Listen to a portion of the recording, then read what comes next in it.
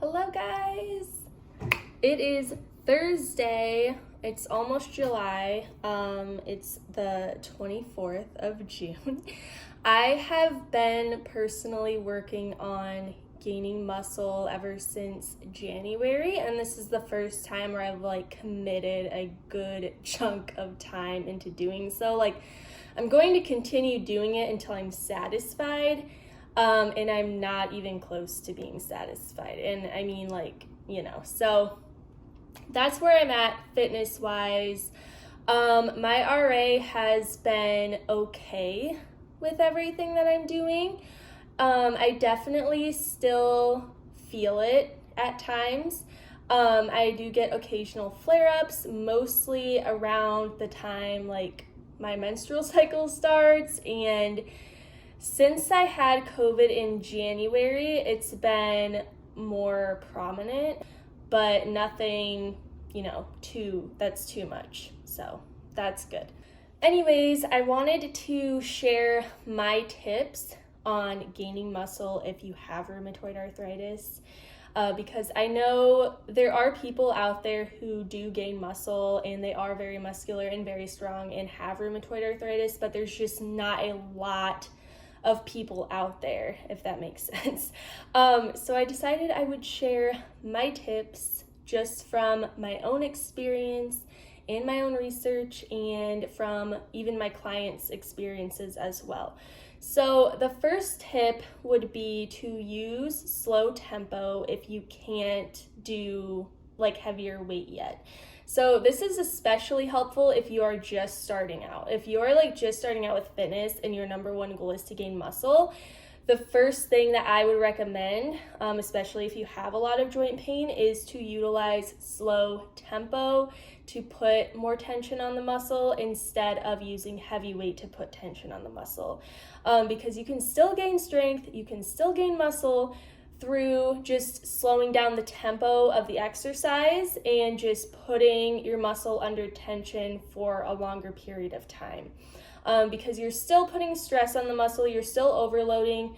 Obviously, there comes a point where that might not be enough, but at the same time, it's very, very beneficial to start out with that. That's kind of where I got started as well, after I got diagnosed with RA. So definitely recommend that. The second thing is to prioritize recovery and rest days, and I can't stress this enough. Even for a person who doesn't have RA or any kind of arthritis, and they're trying to gain muscle, and they're working really hard in the gym, they still prioritize rest and recovery like no other.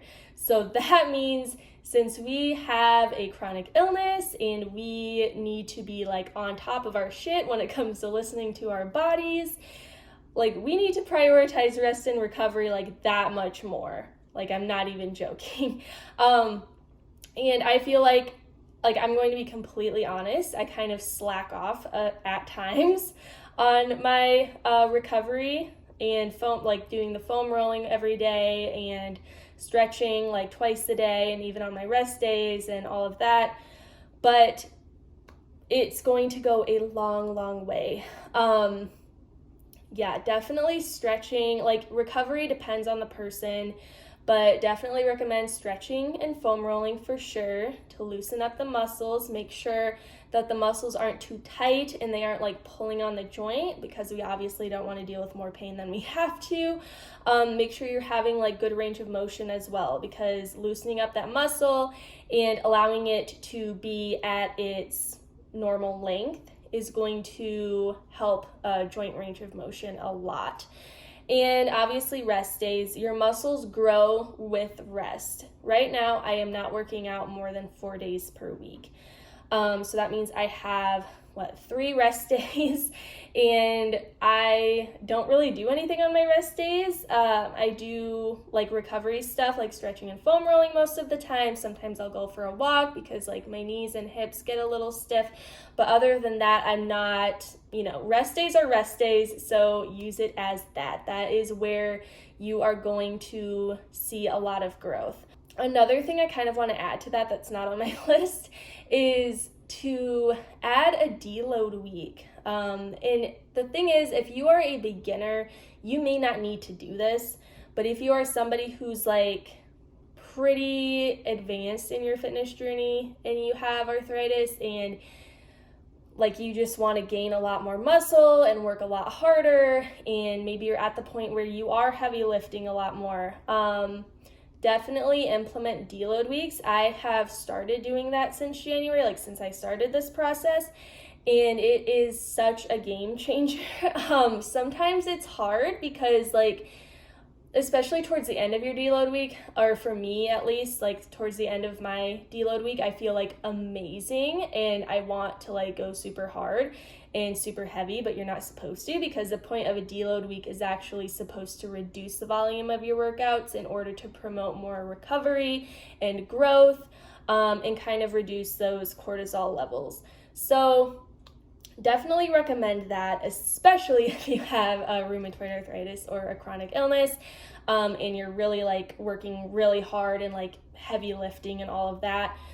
A deload week can mean different things for different people. For me, I am just reducing the amount of weight that I use for each exercise. I'm not necessarily like changing too many things up. I'm keeping the same sets and reps. So yeah, I'm just kind of taking the weight down by like 50% of my max and going from there.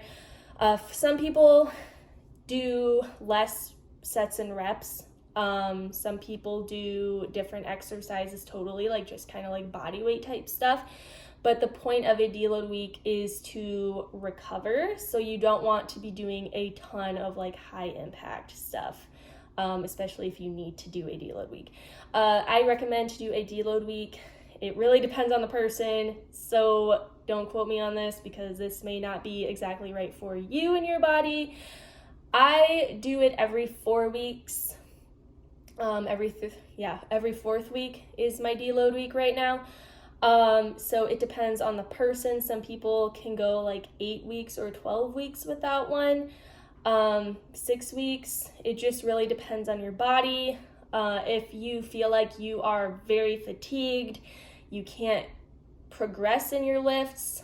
If you're feeling like you're having a lot of joint pain or inflammation, then definitely try to take a week and just kind of like taper it down a little bit. But again, this may not work for everybody, especially if you're a beginner. You're kind of already, you're not doing a lot of like high impact heavy lifting, so it may not affect your body the same way. Third tip is to manage your stress. Stress is our bodies are very sensitive to stress, and that can be physical and emotional stress.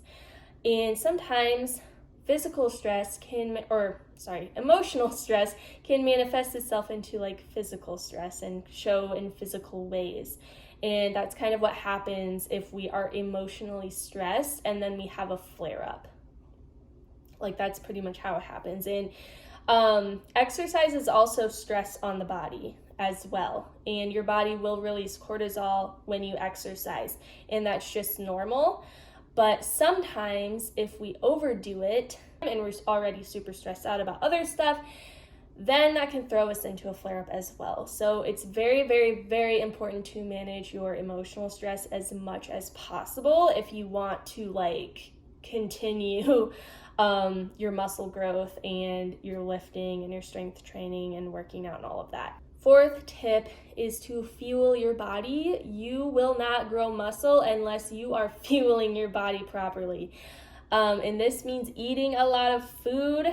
Obviously, you don't want to be eating a lot of like shit or junk food or anything like that. You do want to be eating more like nutritious food, like adding in anti-inflammatory foods, fruits and veggies, getting in your fiber, your protein, all of that. But you need to be eating enough calories. In order to gain muscle, you have to be in a caloric surplus, which means that you have to be eating or consuming more calories than you burn in a day. And this amount is very different for everybody, so I'm not really going to get into that. But you do have to be eating a lot of food in order to see those muscle gains. So yeah, don't be afraid to eat. Fuel your body, fuel your metabolism. If you are hungry, eat. I kind of talked about this in my last video. when I was talking about like what I eat in a day. But if you're feeling like really hungry and you're like, working out pretty consistently, don't be afraid to eat a little bit more, because that's your body telling you it needs that fuel and it needs those nutrients. Fifth tip is to not copy somebody else's fitness plan. And this goes for there's so many things on social media. Like, so many people on social media, like, sharing their workouts, which is amazing, and I do that also. So I'm not, talking about that. But don't think that somebody else's workout plan is the perfect one for you. Yes, you can take things from it and, take ideas and, use different exercises that they do and all of that and whatever. But especially if you have arthritis, don't try to copy a muscle gaining plan from somebody who doesn't have arthritis and then be confused as to why it's not working for you and your body and why you keep flaring up. Or maybe it's too easy or it's too hard, or how do I modify these exercises? You have to have, your plan is unique to you. It should be unique to you and your body and your journey. That's why other people's plans will not work for you. So have your own fitness routine. If you need help with that, hit me up, email me, message me on Instagram. I have it linked down below. Hit me up and we can talk about getting a customized plan for you, because I feel like that is the number one most important thing when it comes to working out with arthritis, is having a customized plan. Otherwise, you won't see nearly as much success. And then the sixth tip is to be confident in yourself and your abilities. Be confident. And I know this will come over time. A lot of people, sometimes I'm not too confident in the gym if I'm having a bad day or I'm having a little bit of joint pain or whatever. I can't lift super heavy. But you still have to be confident in the fact that you can get to your goal and you can get there. You are capable of getting to your goal and you're capable of gaining strength. I can't talk today. Because you are so much stronger than you think you are. I promise you. There was no way in hell that I thought I could be able to run again, but I am. There's no way in hell I thought I would be able to squat over 150 even, and here I am. So you are so much stronger than you think. It's just about a lot of patience and consistency and just actually letting yourself do what needs to be done and trusting the process and trusting your body. Because a lot of times when we have chronic illness, we have lower self-esteem and we definitely don't feel as confident in our abilities, because our abilities are kind of taken away from us in a sense. So it's harder to become more confident in that, but it's definitely possible. It just takes a lot of time and work. But the stronger you get, the more confident you will get in your abilities. You just have to allow yourself to actually start.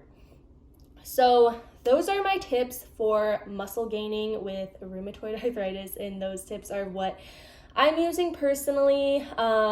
That's what I give or what I use for my clients who have the goal of gaining muscle. And that's just from my own research and everything. So I hope this was helpful to you. If your goal is to gain muscle, definitely recommend it. Maybe I'll do a video on the benefits of gaining muscle with rheumatoid arthritis, because there are literally so many and I could go on for days about it. But right now, those are just my tips on how to do it. So if you have any questions, please comment down below or shoot me a message on Instagram or email, and I will get back to you as soon as possible. Thank you so much for watching. Make sure to follow me on Instagram, because that's where I post most of my content, and that way you can stay up to date with certain challenges and different freebies and all of that kind of stuff. But I hope that you have a wonderful rest of your day. Thank you so much for watching. Make sure to like and subscribe if you want to see more. If you have any suggestions, leave them down below. Thank you. Bye.